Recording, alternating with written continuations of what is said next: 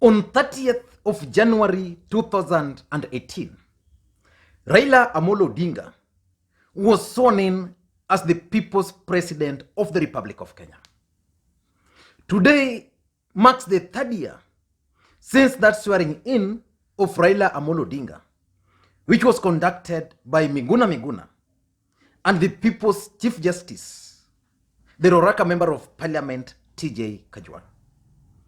Today, President Uhuru Kenyatta has also convened a meeting at the Sagana State Lodge with the leadership from the larger Mount Kenya region. I've always insisted that in politics, nothing happens out of mere coincidence. The choice of 30th January 2021 by President Uhuru Kenyatta to meet with the leadership of the larger Mount Kenya region is significant, politically speaking. I don't want to get into the details of that meeting because it's still ongoing, but I'll be closely following the events there. But clearly, Raila Amolo Odinga and President Uhuru Kenyatta are currently working on a clear script of taming William Ruto. These guys want to show William Ruto real politics. The BBI question is very simple. Are Kenyans going to reject it or are they going to support it? Is William Ruto going to support the Building Bridges Initiative process or is he going to oppose it? I want us to go back a bit. When Bomas 2 was released, report Bomas 2 was released, William Ruto took to the floor of Bomas of Kenya. He poked holes into that document. He really poked hole in the document. In fact, on that day, he carried the day. And I remember opining here that William Ruto was actually playing into the hands of President Uhuru Kenyatta and Raila Odinga, and that you are going to have Bomas 3. So when he finally had the Bomas 3, when the final report was released, was it at KICC, I think? A lot of issues which William Ruto raised that time were captured. A lot of it. In fact, his allies were very clear that finally their document, whatever they wanted, most of them had been captured and therefore they were going to support the document. They said that publicly and clearly. But the next day, William Ruto was in attending a funeral in his county, was in Gishu, after the day after the launch of that report, because he missed it. Something caught my attention, his speech. So it was non-committal. Then after that, they started talking about consensus over the report. They started talking about several other things. Uhuru Kenyatta and Raila Odinga were focused on what they wanted.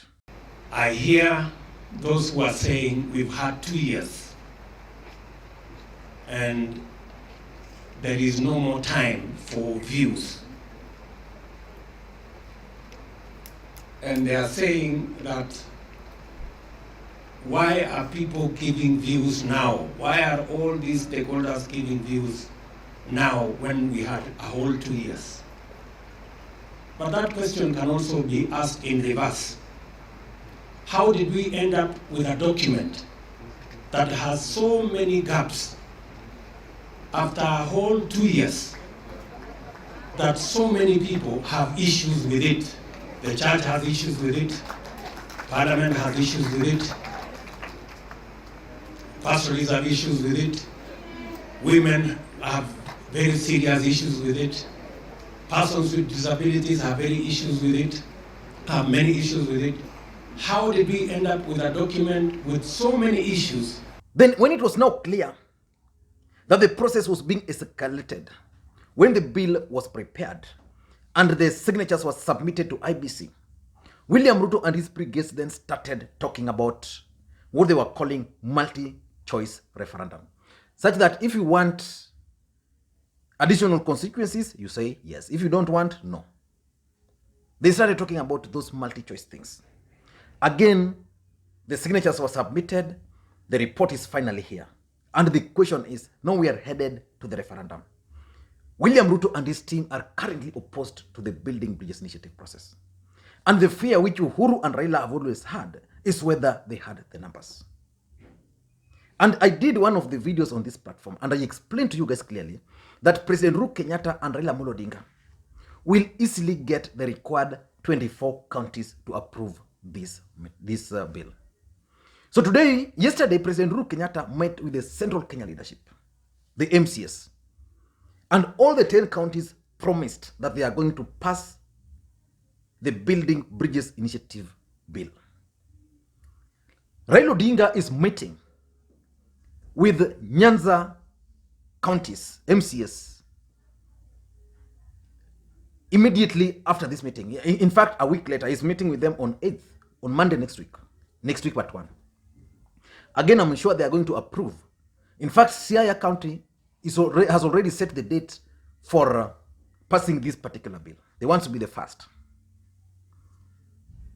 But what do you think is their strategy?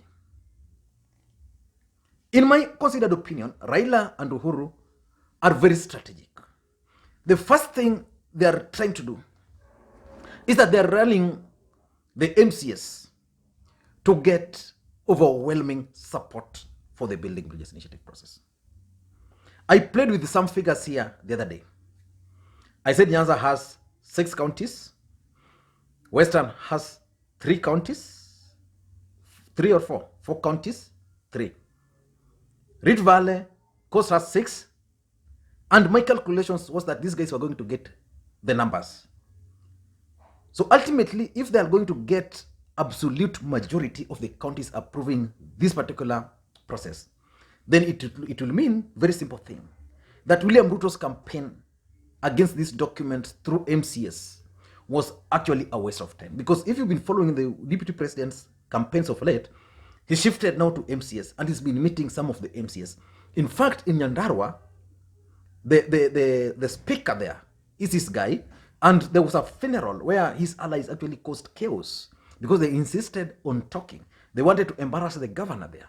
They wanted to prove that they are the people who mattered when it comes to politics in that region. I remember Moses Kuria going there, forcefully taking microphone to speak. So this overwhelming approval is going to be a strong message to Kenyans. The second thing they're trying to do, in my view, is to try and isolate William Samoei Ruto. Now, this is what's going to happen. Uhuru Kenyatta has consolidated his base. I'm not sure whether they can go against the president. I'm not even sure whether the MCS from Central Kenya will oppose this document. You never know. Maybe because they are meeting the president today, they are telling him yes, and then the next day they are not. But the idea here is that after locking Central, Raila is going to lock Nyanza.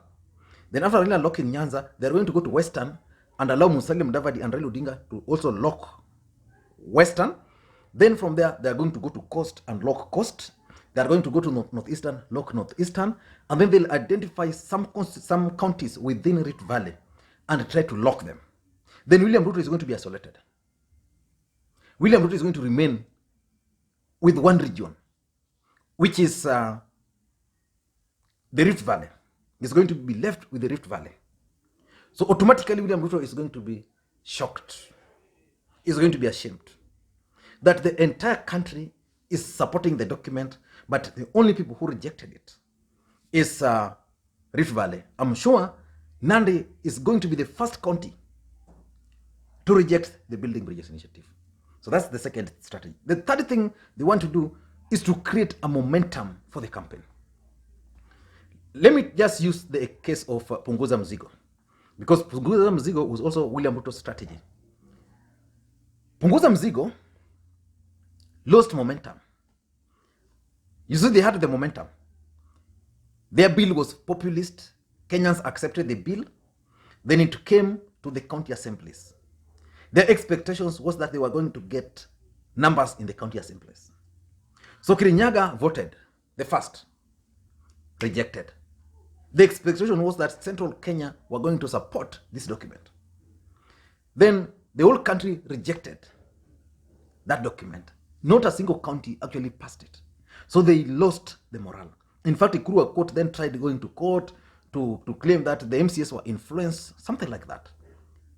That's exactly what these guys wants to do.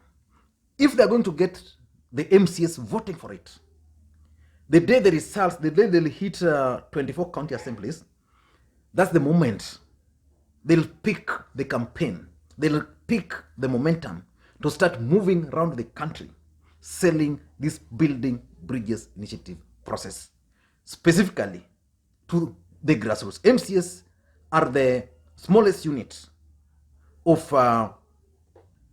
administration in this country when it comes to representation, because we have the MCS, senators, members of parliament, women rep, and governors. So they are the lowest down there.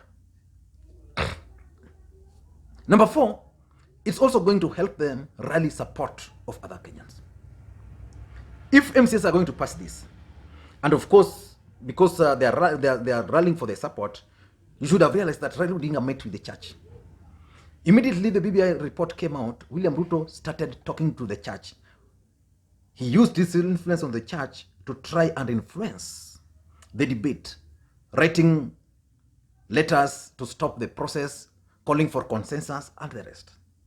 So when Raila Odinga met with the church leadership this week, it was an eye-opener for William Ruto and his team. That as much as they thought they had the church, these guys were also able to attract highly respected church leaders to their meeting. So nobody now can claim that they have the support of the church. Raila Odinga has the support of the church. Ruto has the support of the church. Uhuru has the support of the church. So basically, the church will not have a lot to oppose in this particular document. Probably we'll hear churches calling for a conference somewhere just to announce that they want a peaceful campaign, not taking sides, or if they will take side, they will take side to support. And lastly, what this strategy is going to help them. If Uhuru is going to lock Central, Raila going to lock Nyanza, Mudavadi, Western, Kalonzo, Ukambani, then they go to Coast, and then they lock all those regions. It's going to cement the handshake. That one I can assure you. It's going to cement the handshake. And it's going to breed a new alliance, which is going to be used for 2022. I don't know what you think. Let me hear your thoughts. But in my next video tomorrow, I want to analyze the meeting. To do a critical analysis of the meeting happening today of Uhuru Kenyatta and the leadership from the larger Mount Kenya region. Until that time, it's Lee Makwiny.